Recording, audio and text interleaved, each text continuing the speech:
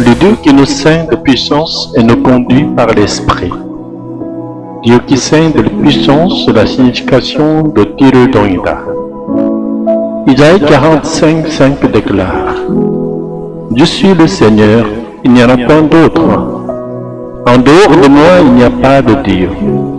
Je te sains, bien que tu ne me connaisses pas. Le verbe coréen Tirudoida signifie serrer la ceinture, ceindre le rein, correspondant à Hazar en hébreu et Zomimi en grec. Ceindre quelqu'un, c'est le revêtir de force. Lorsque Dieu a ceint Cyrus, le premier roi de Perse, cela signifie qu'il l'a armé de sa propre puissance. Fait étonnant, Cyrus ne connaissait même pas Dieu, et pourtant l'Éternel lui a accordé la puissance de l'Esprit. Dieu choisit d'abord de donner la force de l'Esprit, puis de se faire connaître.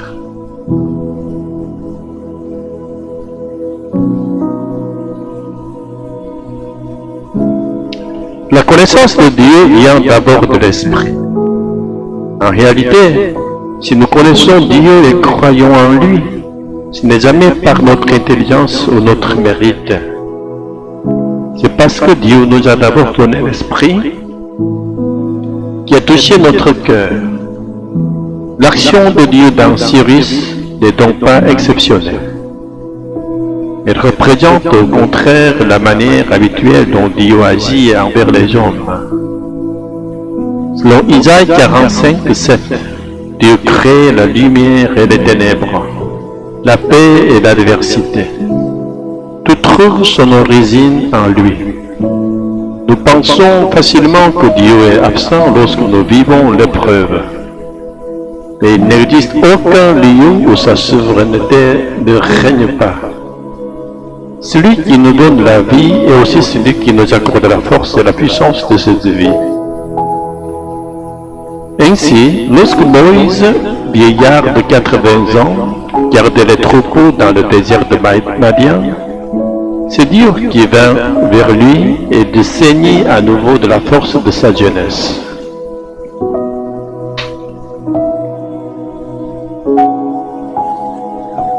Le Saint-Esprit qui saigne et conduit, de l'Ancien au Nouveau Testament.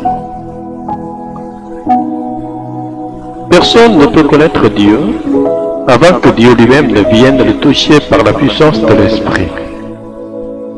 C'est pourquoi, même si aujourd'hui quelqu'un ne connaît pas encore Dieu, il n'a aucune raison de désespérer. Contrairement à l'époque de l'Ancien Testament, nous vivons désormais dans l'ère inaugurée par Jésus-Christ, où la vie du Fils rend l'Esprit omniprésent. À tout moment, le Saint-Esprit peut nous ceindre de sa puissance dans un monde de compétition rude. Les jeunes gémissent et les personnes âgées mises à l'écart ressentent une profonde solitude. Pourtant, l'homme ne vit pas de pain seulement, ni de la connaissance des autres. Dans Jean 21, Jésus ressuscité dit à Pierre: Quand tu étais jeune, tu vivais par ta force. Mais quand tu seras vieux, d'autres te ceindront et te conduiront là où tu ne voudras pas. Beaucoup y voient l'annonce de sa crucifixion, mais en comparant ce passage avec Isaïe 45, nous pouvons y discerner une parole d'encouragement. Pierre accomplira sa mission par la puissance de l'Esprit et selon une conduite inattendue de Dieu. Le verbe ceindre ici correspond précisément au verbe Hazar d'Isaïe 45, verset 5. Prière. Que le Saint-Esprit nous saigne aujourd'hui. Le Saint-Esprit vient toucher notre cœur et resserrer notre ceinture, nous remplissant de sa force.